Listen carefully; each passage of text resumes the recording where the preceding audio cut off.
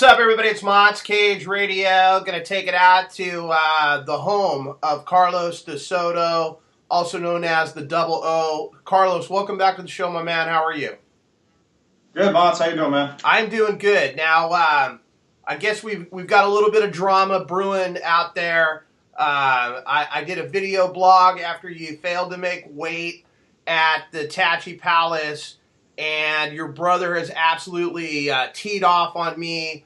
All I said was that you didn't make weight, and I thought it was extremely disrespectful to Alex Perez and to the sport of MMA. And the next thing I know, I'm a fat motherfucker and this, that, and the other thing, and he's basically blowing up my Facebook page. So I wanted to clear the air and make sure that everything was good with us. Why don't you explain to us exactly what went down, why you didn't make weight, and what happened last night?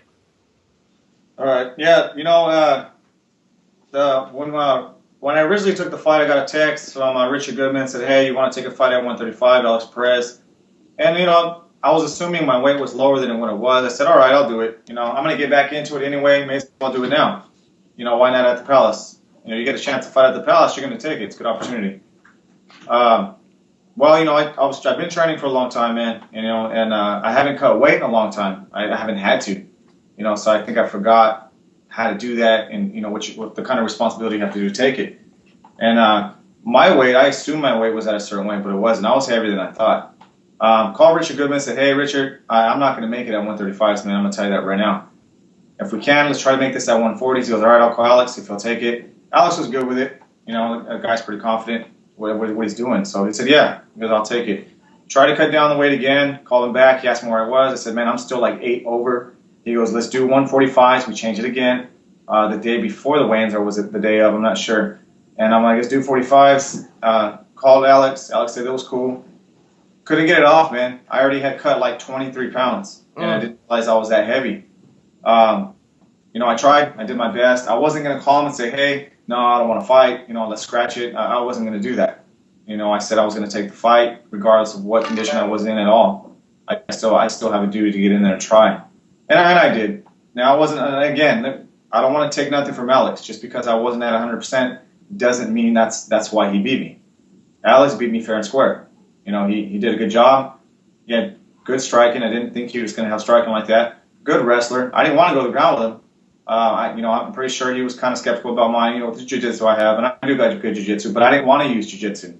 I wanted to stand and I wanted to try to bang this guy, but by the time I got in there, man, my tank was empty.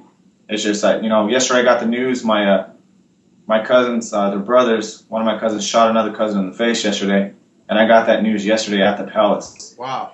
Bad idea, and his name's Adam Ayala. Rest in peace, man. I'm going to miss you.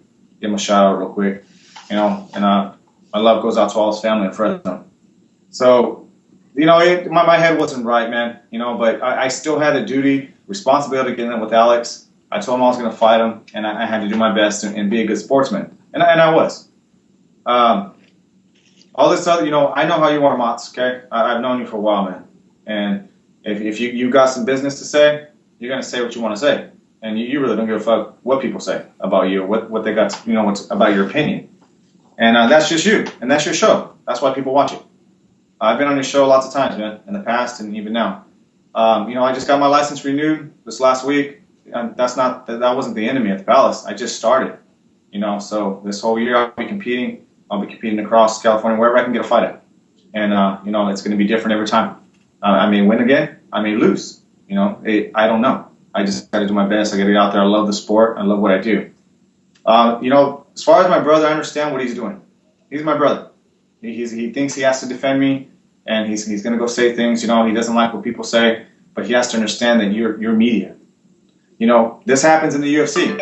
They put shit up on their websites, and those guys are not calling them and saying, hey, what the hell? That's my brother. You can't do that. CAGERADIO is you're a big broadcasting internet media source, so he's got to understand that too. And he's going to watch this, and he may not agree with what I'm saying, but I need that kind of drama to stay here because we're going to be at the Camel fights. We've got a big Camel team. My gym, it's been around for a while. My guys win. We lose. We're not going to win them all, man. But it's a sport, and we love it. And I want to get out there and compete. It's good entertainment for the people. You know, we might make a little money out of it. Why not? That's what it's about. All this other shit talking, it's not about that. And I don't want it to affect our gym, and I don't want it to affect my guys. I own the gym, but I am not the gym. The gym is those people. And now that I'm back into pro fighting, of course, I'm going to have to get out of that gym, and I'm going to have to get out of this training camp and start training with pros.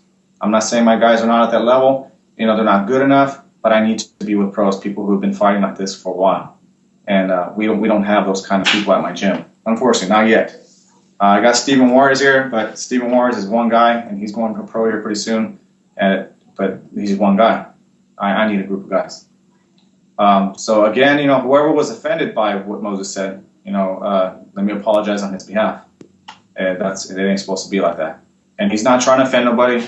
He's just being a brother, trying to stick up for his brother, and that's it. He just gets easily offended. All right, fair enough. Anyway, last night you get into the cage. I have no idea what weight you were at. I'm assuming that you put some weight back on. I'll guess probably like 55. I doubt you got up to 60. Maybe you did. But anyway, you're taking on Alex Perez. It seemed like at first he wanted to try to take you to the ground because obviously I think we both know that Alex is a wrestler and that's what wrestlers do. They want to take you to the ground and impose their will. He tried picking you up off the ground several times, but it didn't look like that was going to go down in any way. Take me through the fight. Yeah, man. Well, you know, walking out there, you know, it was cool. I haven't been like it. The last time I fought was Jeremy Lucha. Okay, and you know, so getting back out there, you know, especially at the Palace, it's a little overwhelming. It's the Palace. Sure. You know, it's a big stage. So it's a little overwhelming with all the people, you know, the kind of people that are around there. You know, the nerves get you a little bit. And I was pretty excited. I was excited to be out there. I was excited to compete again. I'm excited to be back in there. When I got in there, you know, I was feeling good. I was all right. I knew I can feel my body, though. I could feel how it was, man. I could feel that, you know, I was a little jittery and a little dehydrated. When Alex came in, you know, we went face up. I noticed that he was standing kind of high. I noticed he didn't drop his level, so I knew that he wasn't going to try to take me down right away. I think he wanted to size me up, see what I was going to do with my hands. He didn't give me a chance to. You know, he just came at me with some strikes, overwhelmed me a little bit. We tangled up. Then that's when he tried to take me down. But again, I know what kind of wrestler he is. I wasn't trying to go to the ground with him. Now, yeah, I might have jiu-jitsu. I've been doing jiu-jitsu for a long time, and there's a possibility I could have submitted him. Possible.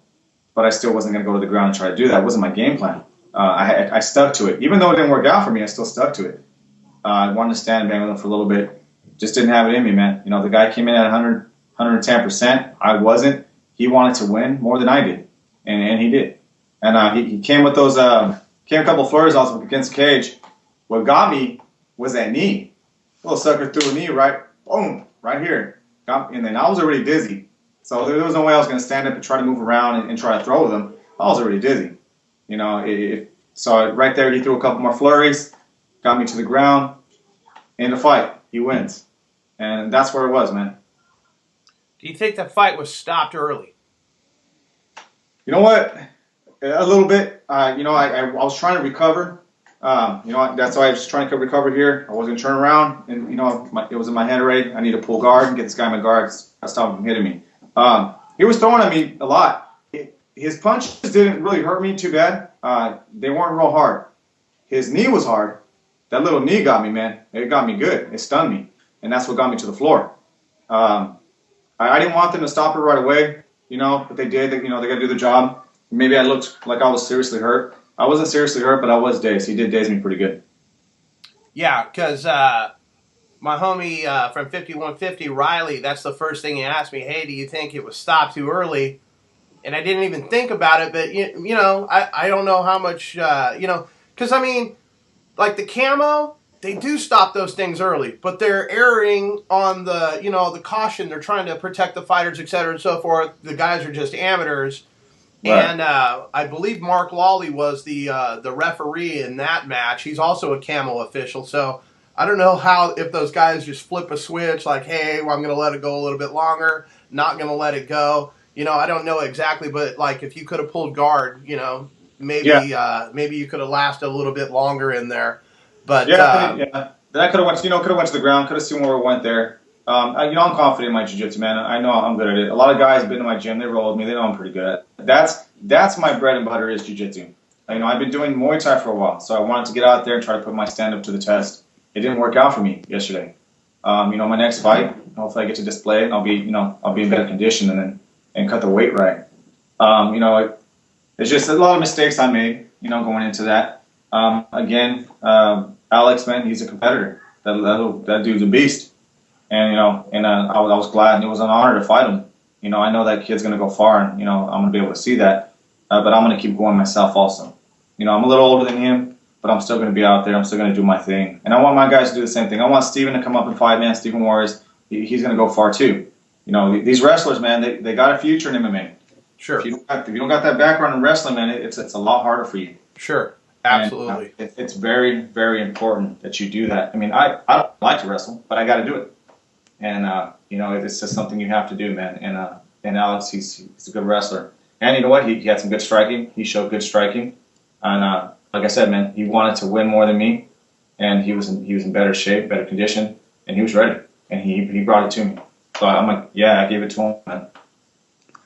All right, so your next fight, there's nothing set up yet, obviously, but you're looking to get back in there. Like you said, you just renewed your license, et cetera, and so forth. Your next fight, do you take it at 45, or are you going to try to make 35s again? You know what? If I'm going to do 35s, man, I'm talking about a serious fight, and that's something it's hard for all those fighters to do. And I don't know. I really doubt that I'm going to get to 35s. Where I'm going to probably go is 45s. I think my friends probably around 45s. 35s are smaller guys. If I want to make 35s, like I said, it's going to take a lot. I want to fight within the next couple of months. I'm not going to get to 35 in the next couple of months. So I'm going to try to take this next one at 45s. And, I did all right there at that weight, and I think that'd be pretty even for me. I don't know where I'm going to fight yet. Like I said, man, there's a lot of promotions up and down California. I'm pretty sure one of them will pick me up, and I'll get out there and do it again. All right. Well, I appreciate you coming on the show, clearing the air, et cetera, and so forth. No disrespect, with my video blog and whatnot. You've been on the show a long time. I respect the guys in your gym. Moses is Moses. Mott's is Mott. So we'll leave it at that. Anybody you want to shout out or anything you got to say before I let you go tonight, my man? Yeah, that Devin guy. What's his last name? Morrison? Morris, yeah. Morris. Devin Morris. I don't know who he is. Okay, I don't know anything about Team Renegade. I don't know. The guy said he took a couple of my fighters. He didn't take none of my fighters. Joe Delphine wasn't one of my fighters. Joe Delphine came out to help us out, to do some things at the gym. He decided to go train with those guys, and that's fine. You can come to the gym and train with us. It doesn't matter where you're from. We welcome everybody. Some other cat they said they took, he wasn't a fighter, and he's still not a fighter. So there was two guys that you referred to, but that kid's not a fighter. Joe Delphine is, and I don't know when he's going to fight again, but that was his choice, and I got a lot of respect for the guy. Devin, I don't know him. Okay, I don't know anything about him. He doesn't know anything about me. He doesn't know my finances. He doesn't know about who I sleep with. He don't know what I eat or shit. Okay, he don't know a damn thing about me. And what I don't like is that he's running his mouth about me. I seen the guy fight. I know I seen him out there, but I don't know him. He don't know me. But since he wants to talk all this shit about me, talk shit about the gym, talk shit about the guys, go pro. Okay? If I was an amateur fighter, I would say, hey, let's line one up. But I'm not, and I can't go that way. But what I want him to do is I want him to go ahead and try to go pro, and he can meet me somewhere in any cage. It doesn't matter where it's at. As long as it's sanctioned and there's a cage there and we're making a little bit of money, he can bring it. And I'll show him how good my jiu-jitsu is because he's questioning it. And then we'll see him talk shit after that. So if he's down, call me up, hit a promoter up, let's get a contract, let's do it. All right, well, there you have that. Well, I appreciate it. We'll stay in touch. As soon as you have a fight lined up, more than welcome to come on the show and let us all know about it. I appreciate it, Carlos. You have a great night. Thanks again, my man. All right, Moss. Thanks, man. I appreciate it. All right, brother. Take care. You too.